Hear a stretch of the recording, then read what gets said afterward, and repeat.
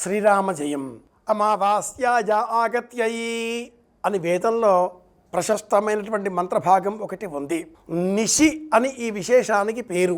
అమావాసి అనే ఒకానొక కన్యక కారణంగా ఈ తిథికి ఈ పేరు ఏర్పడింది అని మనకు పురాణాలు వివరిస్తాయి. అమావాస్య నాడు పాటించే విధులు ఏమిటి? అమావాస్య ఉదయ తిథిగా మాత్రమే ఉన్నది.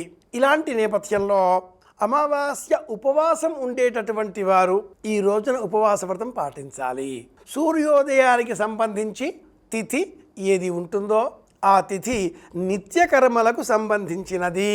తండ్రి తల్లి గతించినటువంటి వారు స్వర్గలోకాలలో వారు ఉన్నారు అనే సంకల్పంతో వారికి మరింత ఉత్తమ లోకాలు, మరింత పుణ్యత్వ గతులు, సద్గతులు లభించే నిమిత్తమై అమావాస్య నాడు ఉపవాస వ్రతం పాటించాలి. అమావాస్య నాడు పాటించేటటువంటి ఉపవాస దీక్షలో అసలు ఏ ఆహారము తీసుకోకుండా ఉండకూడదు.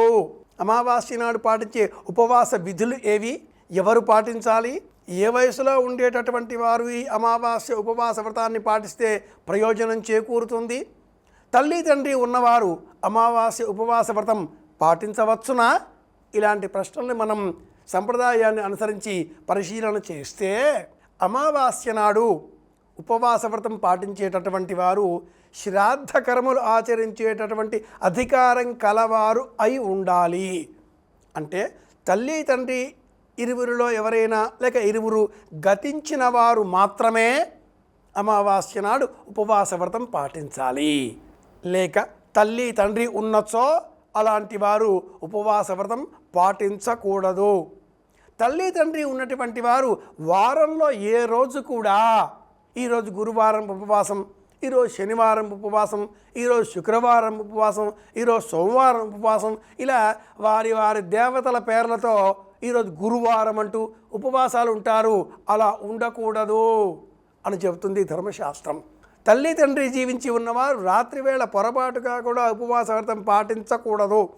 ఏకభుక్తం అనగా ఉదయం ఆహారం స్వీకరించకుండా రాత్రి ఆహారం స్వీకరించి నిద్రించాలి. అలాగే అమావాస్య నాడు ఉపవాసం ఉండేటటువంటి విధులను అనుసరించి అర్హత కలవారు సైతం ఏది తీసుకొనకుండా నిద్రించరాదు. అమావాస్య ఉపవాస విధిలో రాత్రివేళ బియ్యం పిండి, బియ్యపు నూక వీటితో చేసిన పదార్థాలు తీసుకొనకూడదు. వీటికి ప్రత్యామ్నాయంగా గోధుమలు, జొన్నలు, యవలు, సజ్జలు, రాగులు, పళ్ళు, పాలు ఇలా తృణధాన్యాలు కానీ సహజంగా లభించేటటువంటి తేనె అలాంటి వాటిని కానీ తీసుకోవచ్చు, తీసుకోవాలి కూడా. ఏదీ తీసుకునకుండా రాత్రివేళ భుజించరాదు, నిద్రించరాదు అనేటటువంటి ప్రకరణంలో భుజించకుండా నిద్రించరాదు అని చెబుతుంది శాస్త్రం. అసలు భోజన వేళలు ఏవి అనగా ధర్మశాస్త్రాన్ని అనుసరించి ఉదయం 6 గంటల నుంచి 9 గంటల వరకు ఈ మధ్యలో భోజనం చేయాలి. సాయంత్రం వేళ తిరిగి 6 గంటల నుంచి 9 గంటల్లోగా రాత్రివేళ భోజనం చేయాలి. ఈ మధ్య సమయంలో భోజనం తీసుకొనకూడదు. భోజనానికి మధ్య విరామం కనీసంగా 8 గంటలైనా ఉండాలి అని చెబుతుంది ఆయుర్వేద శాస్త్రం. కనుక మధ్యాహ్న భోజనం అంటే అది భోజనం కాదు సుమా, మధ్యాహ్నం ఫలహారం చేయాలి. ధర్మశాస్త్రాన్ని అనుసరించి నియమితమైన పద్ధతిలో మనం ఆహారాన్ని స్వీకరించడం ఆరంభం చేస్తే ఆరోగ్యాన్ని ప్రకృతికి పర్యావరణానికి అనుగుణంగా మార్చుకొని రక్షించుకున్న వాళ్ళం అవుతాం. అలా కాక మధ్యాహ్నమే భోజనం చేస్తూ ఉదయం కాసింతగా ఫలహారం చేస్తూ రాత్రికి మళ్ళీ కుంభాలు లాగించేస్తూ అనారోగ్యాలు కొని తెచ్చుకుంటున్నాం అంటుంది ఆయుర్వేద శాస్త్రం. శాస్త్రానికి అనుగుణంగా మన జీవన సరళిని మార్చుకుందాం.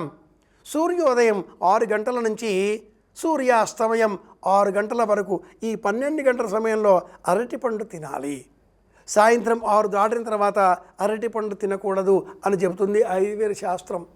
అమావాస్య కనుక ఉదయతిథి అమావాస్య కనుక ఆహారానికి సంబంధించిన పలు ధర్మాలను తెలుసుకుందాం. యథాశక్తి తృణధాన్యాలను అరటిపళ్లను దానమిద్దాం. అందరి క్షేమాన్ని కోరుదాం. మరిన్ని తెలుసుకోవడం కోసం మళ్ళీ రేపు కలుసుకుందాం. శుభమస్తు.